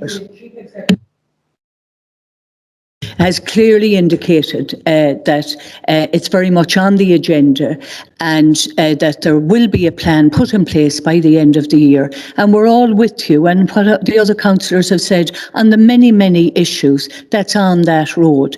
But I would be seriously concerned about spending 130,000 that there was no plan on. But I have your motion and I can put it to the floor.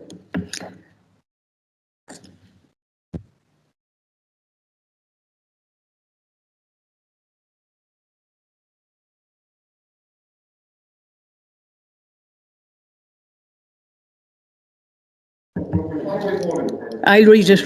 All right. The roads department of this council start the process and consultation with all the residents along the top road R292 to put a programme of work and costings in place for the use of all the funding that has been collected to date from the Special Development Fund for the upgrade of the road and footpaths and the installation of traffic calming measures along that stretch of the top road. Any delay or future special contributions from developments within that area to be used to complete any unfinished works on the same stretch of the R292 top road, Strandhill. Last slide. Yes. Yeah. Right, we'll put it to the floor. Okay, Clodagh. Mayor, and the motion is the member's motion. Sligo County Council won't be implementing that motion. Yes. You know, it'd be a wrong message to go out and to be creating the impression. And I just want to say that. I'm putting it to the floor. Yeah. Okay. Councillor Bree, how do you vote? For. Councillor Gibbons? For. Councillor McSherry? Against. Councillor Maguire? Against. Councillor O'Boyle? For. Councillor O'Grady? Against. Against. That's 3 for and 3 against. So cast input. Well, as I've said earlier, I respect all of the different problems that has arose here and has been highlighted here this morning about that stretch of road and the time. I mean, this has come up time after time, but I would have a huge concern in spending 130,000 without a plan being in place. So I would urge CE that you would make sure that that plan will be put in place and that you would give it a huge importance, of which it is. But I couldn't stand over spending 130,000 on something that there's no plan in place. So I cast my vote against. Now, item number, Councillor Gibbons. Councillor O'Boyle, second. There's been an ongoing issue, I suppose, over the years, but I don't think we've ever seen it as bad as it is around Sligo at present. I know a lot of works has been done within the area. I think we were looking for a report through on that, were we? Yes, Mayor. As resources permit, the Roads Department will compile a schedule of ironworks throughout the Borough District of Sligo which require repair or intervention. Those that fall within the remit of the Roads Department will be scheduled for repair as early as possible. Utility providers such as Air, Irish Water, etc. will be provided with a schedule of defective ironworks under their remit and a programme for replacement agreed with the Roads Department. This is an ongoing process. Mayor, problem that I see, as it says there, there's an ongoing problem. We dealt with it in the borough. It used to be a borough first, like it was the Roads Department, the borough used to deal with it, and it was always a pain in the neck kind of for people. But my biggest concern with the lights, it seems to be escalating more and more today than it's ever been. And where the problem actually, and I've noticed it more times, it's all right for the likes of me, and if I'm using a route coming in and out of town, I know where the sunken potholes is and you'll avoid them. But there's a lot of people swerving to avoid. And we're even talking about safety and people, the pedestrians and people on bikes or whatever else. But people, to see them at the last moment. And it's nearly like heart failure when you go down into one of these and you'll hear this clang off your wheels. Now, out from the financial end of it, you have If you're getting your wheels realigned, which that creates that are hopping up on curbs, but a lot of times that can cost anywhere between 40 and 60 euros on people out there. They're paying the road tax. They deserve to have decent roads to be on without that damage being done. But a major concern that I do have, and I know it's just a small bit outside of the remit, is on the Hazelwood Road. Hold on. I'm very conscious that it's 11:45. There's people who haven't got their motions addressed, and I think we have enough of work to do here to address Sligo Strand Hill. So I'll ask you now. Can I just say something? It's within 100 yards of the borough boundary. That's what I'm asking. No, It has broke wheels on cars. It has been brought up in front of the county council, and it's still nothing has been done. There's 3 of them up as far as the sawmill from the borough boundary, but around the town itself, we need to get those addressed. What I asked was, when that work was carried out, that those 3 would be dealt with too. I've had a complaint from a young lad whose front wheel on his car was smashed, his alloy wheel, and he wanted to know, was Sligo County Council going to pay for the damage that was done to his car? And that was a question I couldn't answer. I told them to write into the County Council and find out in relation to it. Thank you, Councillor Gibbons. Anybody else want to? Councillor O'Boy. Chair, it's just to support the motion. There is an issue with sunken manholes, so I fully agree with Councillor Gibbons. Now, Councillor O'Boy, number 21. Thank you, Chair. I was contacted by a number of residents from the Nazareth village. While there is a footpath both sides, it's very hard across the Upper John Street side to get across at the junction. It's a very dangerous junction there. We've seen more times that there is issues with cars speeding around the corner, and it's just a matter of time before something happens. So I'm asking the council to review the possibility of having a pedestrian crossing or some sort of traffic calming measures or a way for people to get across from one side to the other. There is a lot of elderly people up in Nazareth village, and they go into the Nazareth to visit people to use it. So I formally move the motion. And I'll support that motion. I think it's a very good motion. And again, we have to look at, there are a lot of elderly people crossing the road there. So I certainly wholeheartedly support it. I just formally second and I fully endorse what Councillor Mayor, Churchill measures 760 metres in length from its start point at the Inner Relief Road to its termination point at the rail bridge at Maharaboy. Currently, there are 3 controlled pedestrian crossings along Churchill as follows. The first, close to the junction of Churchill and the Inner Relief Road.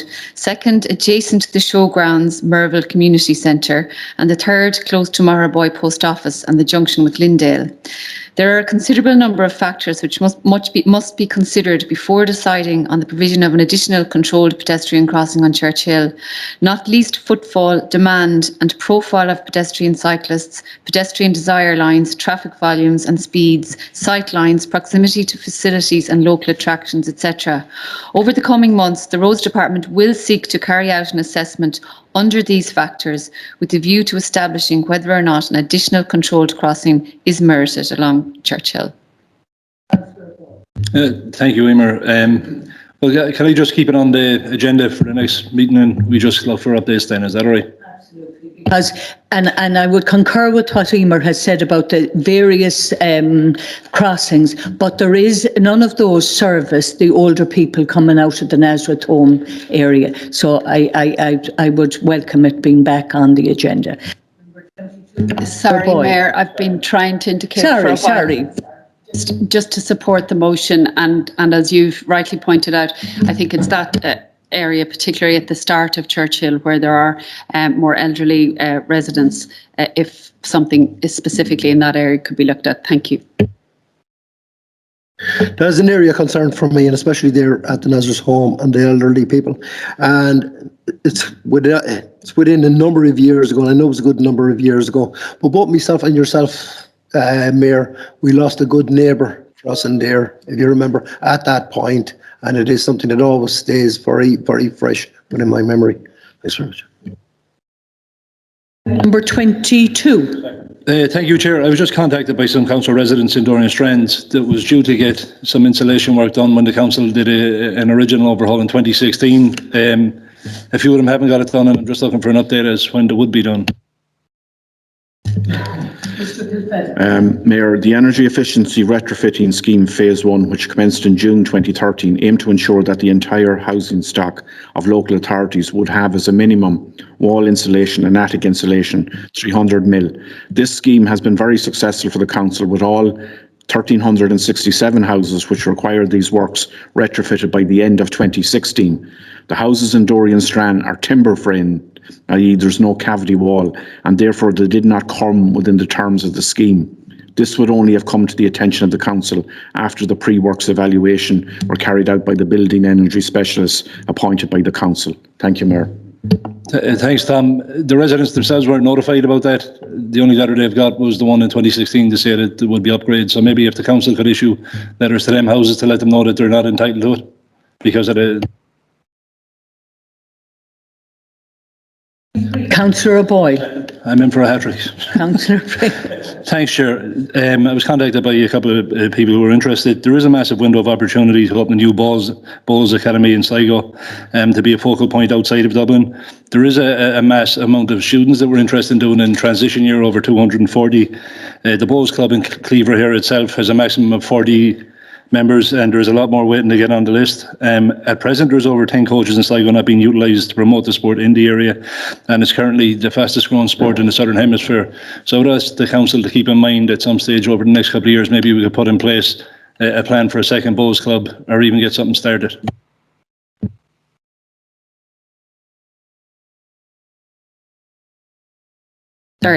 Over the short to medium term, the Council's Parks Department do not foresee a requirement to provide an additional lawn bowls area. It is considered that with the implementation of a booking system, the existing facility at Cleaver Regional Park should be more than sufficient to meet current demands. Thanks, Emer. There's only 40 members. There's a lot more waiting to join and they can't get in. There is over 240 students alone willing to try and get up and running. So I do think that there is a demand. The former PRO has contacted me and gave me a presentation slide to show the demand for it. He contacted the council in 2019 and there hasn't been a response issued to him. So I would ask that the council correspond with him and maybe work towards something in the future. Because it is a fast growing sport and I think there is an opportunity for people here to do it. They reckon it will be an Olympic sport in 2028, so why not get a start on it? Mayor, I'd have to support the motion, and I'm sure you remember as well as I do, and Councillor Bree would remember, and Thomas Shari.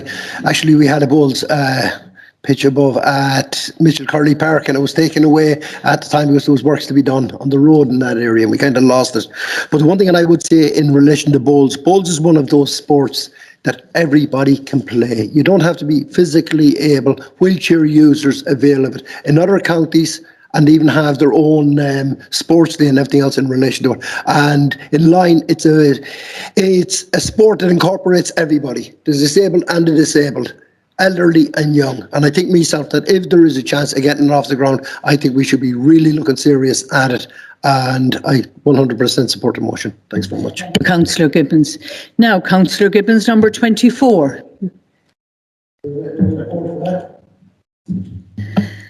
Mayor, the Roads Department have recently recommenced discussions with operators around the reintroduction of a e-bike rental scheme for Sligo City, similar to the pilot system which ran throughout the summer of 2018.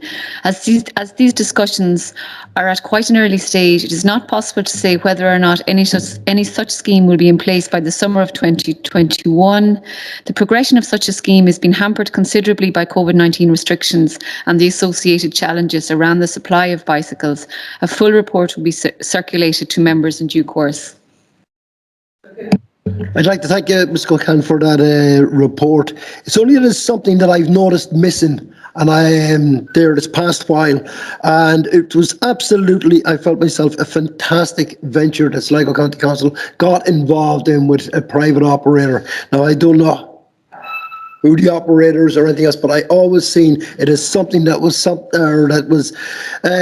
very futuristic in the line of promoting the likes of people on using bicycles. And even myself, and I used it once or twice, was if I came into town and I found it difficult to get parking space. When I did get a parking space, I held on to it, and I went and I used one of those bikes to get from A to B. I know a lot of people use them to go from Strand Hill and out as far as Ross's Point and things like that. And I often wondered what the setup and how were they able to control where them bikes was and things like that. And at the end of the day, it was absolutely a fantastic facility. And because it offered the general public and tourists alike an alternative form of transport, That's what made it so exciting. I mean, to say, if I went to Spain tomorrow, or you went anywhere else, and you went in and you had to hire a bicycle, or you had to hire a moped, or something like that in that line, you went in, you didn't know what you were signing or anything else. With this, it was all done off your phone. It was fantastic. I know they've the same operating in Dublin the whole year round. But what I would say in relation to it, if it is because I think the pilot scheme, how long the pilot scheme, was it 6 months or something that it lasted? So the pilot scheme lasted 6 months. I feel myself, and it was in 2018, there had to be a reason for it not to have continued. Like COVID came in last year in 2019, March 2019. But what I would ask in relation to it, if at all possible, that it wasn't financially feasible, we'd say, for the operator that was operating those there, that we could maybe look at the county council of including maybe some sort of a kind of subsidy within the budget to help that along. Or I don't know, is there funding out there that can be sought in relation to that venture?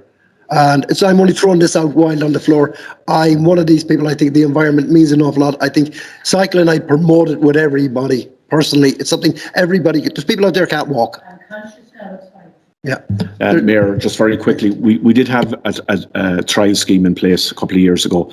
And what happened was we came to an agreement with that particular operator that they would run the scheme for a couple of years.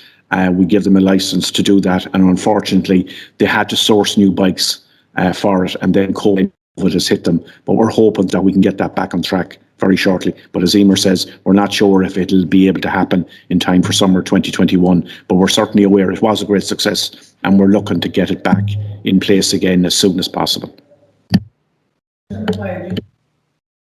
Thank you, Mayor. Just to support the motion, I think it's really well made, and as Mr. Kilfeather has said, the scheme when it came out initially was a great success, and I think particularly in a summer where we're expecting greater levels of tourists due to people not travelling abroad, it would be wonderful to have it back if possible this summer.